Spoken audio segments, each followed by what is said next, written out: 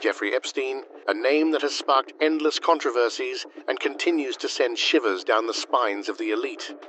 I wanted Jeffrey Epstein to stay alive for two reasons. One, so that his victims could get their day in court. And two, I wanted him to snitch on all his high-profile friends. This morning, the question on many minds. How did Jeffrey Epstein die while in federal custody? Well, recent online chatter suggests that Jeffrey Epstein might still be around.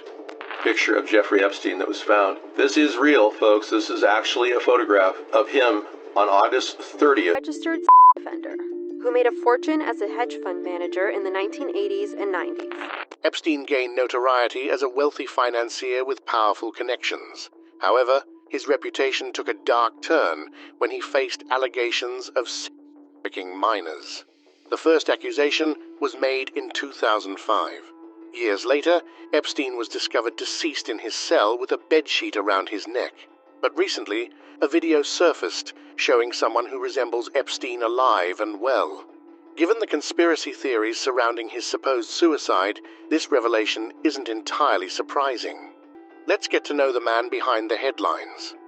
Epstein was well-known and influential. Movie directors, actors, politicians, princes, and even presidents. Jeffrey Epstein was born on January 20th, 1953, in Brooklyn, New York. He didn't really have an out-of-the-ordinary life before stuff went down. Growing up in an ordinary neighborhood, Epstein displayed remarkable intelligence from a young age. He graduated from Lafayette High School at the age of just 16. Even though he started college at Cooper Union and New York University, he left without receiving a degree. Epstein then ventured into teaching, securing a position at the Dalton School in 1974. However, his tenure was short-lived, as he was terminated in 1976 for the exact reasons cited as poor performance. He then got into finance after meeting Alan Greenberg, the CEO of Bear Stearns, during his teaching days. This led to a job at Bear Stearns in 1976, where he quickly became an advisor to some very rich clients. But that wasn't all. In 1981, Epstein started his own financial consulting firm called the Intercontinental Assets Group, Inc., which claimed to help people get back money that was stolen. Around this time, he had started claiming that he was a spy, although there was no proof of that, and it was considered a joke on his end. But looking at what he did later, it almost makes you wonder if there might be some truth to it, or he was just a blackmailer and not exactly a spy. Not to forget, Epstein's connections with powerful people and lots of traveling in the mid-1980s made people wonder if he was really involved in intelligence work. But that wasn't all. He also faced some troubles in his financial career. In 1987, he got involved with Tower Financial Corporation, a company that turned out to be running a big Ponzi scheme worth $500 million. People talked about Epstein being connected to it, but he managed to keep his distance, leaving Tower a few years before it fell apart in 1993. He mainly worked on handling the money of really rich people. He also became a money advisor to Leslie Wexner, the CEO of L Brands and Victoria's Secret. By the mid-1990s, Epstein moved his company to the U.S. Virgin Islands, a move people think was a trick to pay less in taxes. As the early 2000s came, Epstein got into more things like media companies, funding securities, hedge funds, and new businesses. He also created the Jeffrey Epstein Sixth Foundation, a non-profit that gave millions to places like Harvard University. Until now, it's all normal, but here is where it gets really interesting. Things took a bad turn in Epstein's life when he got into legal trouble for accusations of abusing young girls. The first accusation came in 2005 when a parent in Palm Beach, Florida, accused him of sexually abusing their 14-year-old. But that didn't stop there. Later in 2008, he was charged with trying to get a minor into prostitution in Florida. He pleaded guilty in open court. He agreed to serve a total of 18 months in the Palm Beach detention facility. The same year, Epstein pleaded guilty to a felony charge of solicitation of prostitution involving a minor and served 13 months in prison, during which he was granted work release. And just so you know, he was also registered as a confirmed sex offender. The plea deal drew renewed scrutiny after investigative reporter Julie K. Brown's series in the Miami Herald shed light on Epstein's victims and the influential figures supporting lenient sentencing. In January 2024, court papers related to Epstein were unsealed as part of a defamation lawsuit filed by Virginia Giuffre against Ghislaine Maxwell. The documents included testimonies from Epstein's victims, witnesses, and evidence relevant to a previously settled 2015 case. Epstein's high-profile social circle added complexity to the case. Trump, in a 2002 interview, described Epstein as a terrific guy who enjoyed the company of beautiful women. However, he claimed to have distanced himself from Epstein in recent years. Clinton, on the other hand, acknowledged flying on Epstein's plane, but denied knowledge of criminal activities.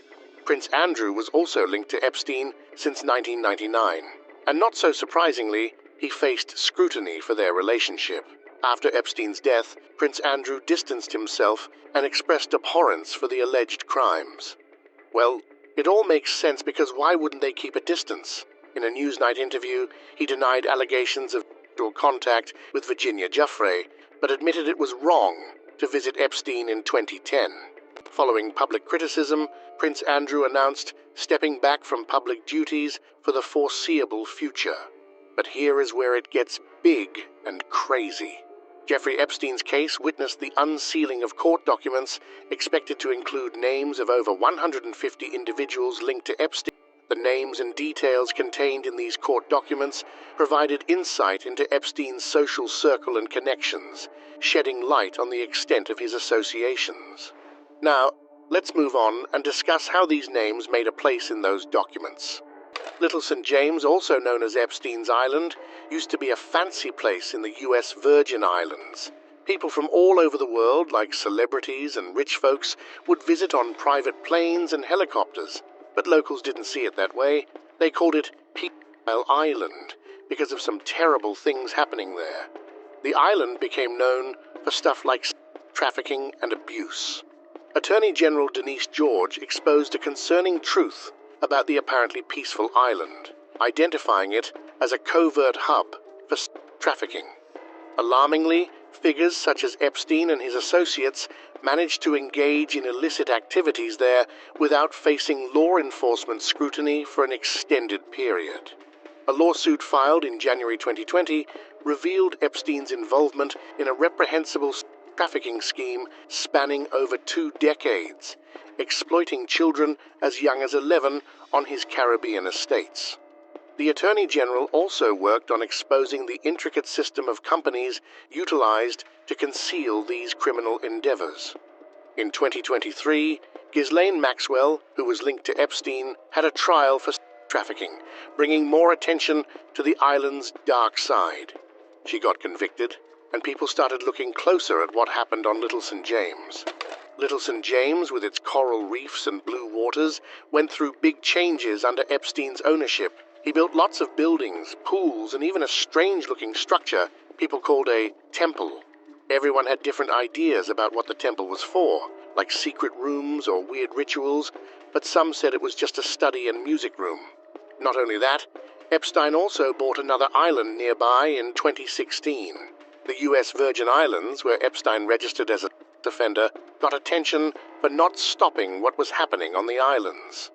According to all the currently available reports, life on Jeffrey Epstein's island, Little St. James, seemed like a mix of luxury and secrecy. Before his 2008 conviction, Epstein visited the island 2 or 3 times a month, staying for several days. Former employees described it as a peaceful retreat where Epstein would casually stroll around in flip-flops, with meditative music playing and women often sunbathing topless. The island always had women around, sometimes young and always attractive. They would arrive on a boat called the Lady Ghislaine, reportedly named after Epstein's associate Ghislaine Maxwell. The staff, numbering around 70, wore black or white polo shirts and had to keep everything they saw confidential. They were strictly instructed to stay out of Epstein's sight when working and were not allowed in his offices, one of which housed a closely guarded steel safe. Epstein had a peculiar interest in what he called pirate treasure, which referred to old rum bottles and crockery scattered around the island. He would pay his staff for interesting finds in good condition, ranging from $100 to $1,000. Epstein hosted a range of famous names on the island. Guests would arrive at St. Thomas Airport and then be shuttled to Little St. James on one of Epstein's black helicopters. Apparently, he spared no expense for his guests. What these guests might not have been aware of was Epstein's overly watchful eye on them. Epstein reportedly had surveillance cameras strategically placed throughout his properties, including his private island, Little St. James. The cameras were part of what has been described as a blackmail scheme to gather compromising material on powerful friends and influential individuals who visited his residences. These hidden cameras were intended to record guests' activities, potentially capturing compromising situations to manipulate or control those individuals later. Reports suggest that Epstein's surveillance network was extensive, with hundreds of security cameras positioned on Little St. James and inside his Manhattan mansion. The goal was to create a repository of potentially damaging footage, providing Epstein with a tool for coercion or extortion. Why didn't anyone do something to stop this guy? Well, people did notice Jeffrey Epstein's alleged trafficking activities, but various factors contributed to a lack of intervention. Locals on St. Thomas, where Epstein's island is located, started gossiping early about his activities, referring to his private jets as the Lolita Express. Even scuba divers approaching the island reported being patrolled by security guards. However, Epstein's influence and the secretive nature of his actions made it challenging for people to speak up. Even airport staff on St. Thomas witnessed Epstein boarding his private jet with what appeared to be underage girls, yet they didn't know who to approach. Authorities attempted to investigate, but Epstein's refusal to allow officers onto the island and his control over communication with the outside world hindered the process. Epstein also made employees sign confidentiality agreements, creating a barrier for law enforcement. Moreover, his purchase of Great St. James was seen as a cover-up for his activities on Little St. James. The islands became a central point in a global grooming scheme, as described in lawsuits filed by victims. Authorities did attempt to investigate, but Epstein's manipulation, legal maneuvering, and financial influence posed significant challenges.